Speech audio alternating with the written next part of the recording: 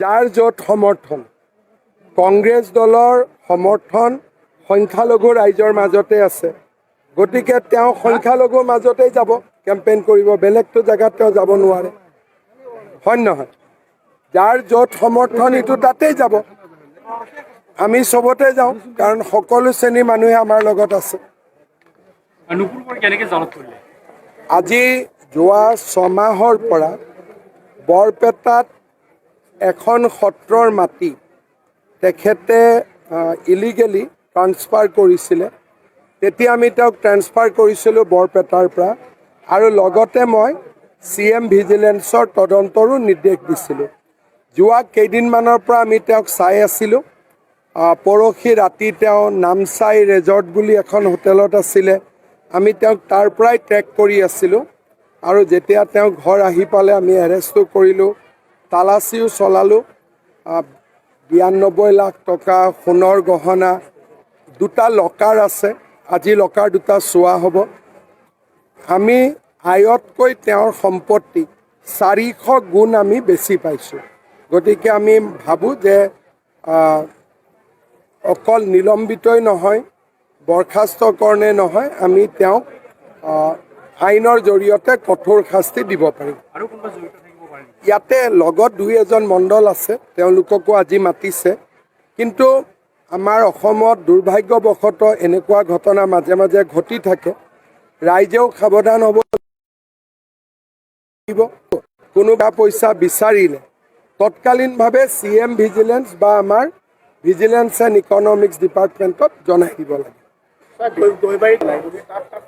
তাত যিগৰাকী প্ৰাৰ্থীয়ে বিজেপিৰ সমৰ্থন বিচাৰিব আৰু যোনে বিজেপিৰ কাৰ্যকৰ্তাসকলক নিৰ্বাচিত হোৱাৰ পিছতো গুৰুত্ব দিব, তেওঁলোকক আমি সহায় কৰিম। কিন্তু গৈবাৰীত আমি প্ৰমোদ বড়োক সমৰ্থন দিছোঁ, দেৱৰগাঁৱত আমি হাগ্ৰামা মহিলাৰীক সমৰ্থন দিছোঁ। কালি আপুনি কৈছিলে চালক আপোনাৰ হেৰি হ'ব, বিজেপি হ'ব, কিন্তু হাগ্ৰামা পঞ্চায়তে আচলতে চাওক, তেওঁতো না কৰিবই লাগিব, কাৰণ তেওঁৰো CM হোৱাৰ ইচ্ছা আছে।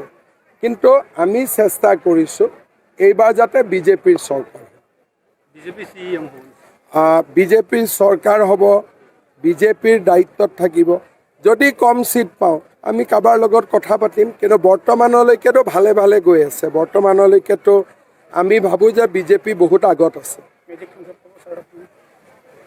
ওচৰা ওচৰি বুলি মোৰ লাগে, পাম বুলি মই আজিয়ে দাবী নকৰোঁ, আৰু 4 দিন আছে, কিন্তু ওচৰা ওচৰি এটা পৰ্যায়তো আমি আছোঁ।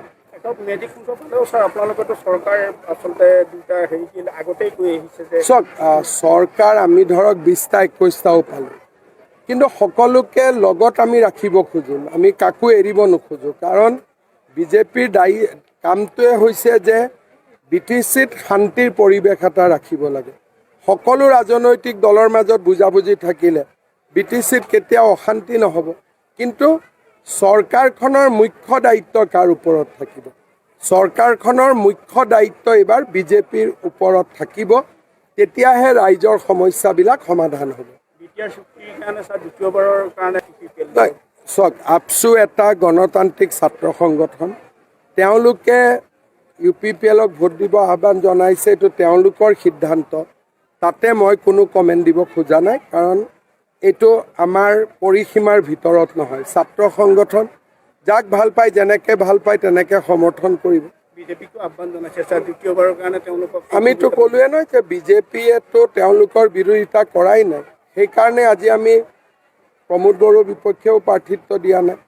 ৰৌতা, হৰিচিঙা, ধনচিৰি বিভিন্ন সমষ্টিত আমি প্ৰাৰ্থিত্ব দিয়া নাই, কিন্তু চৰকাৰখন হ'ব পৰাকৈ আমি প্ৰাৰ্থিত্ব দিছোঁ, যাতে চৰকাৰখন বিজেপিৰ হ'ব পাৰে।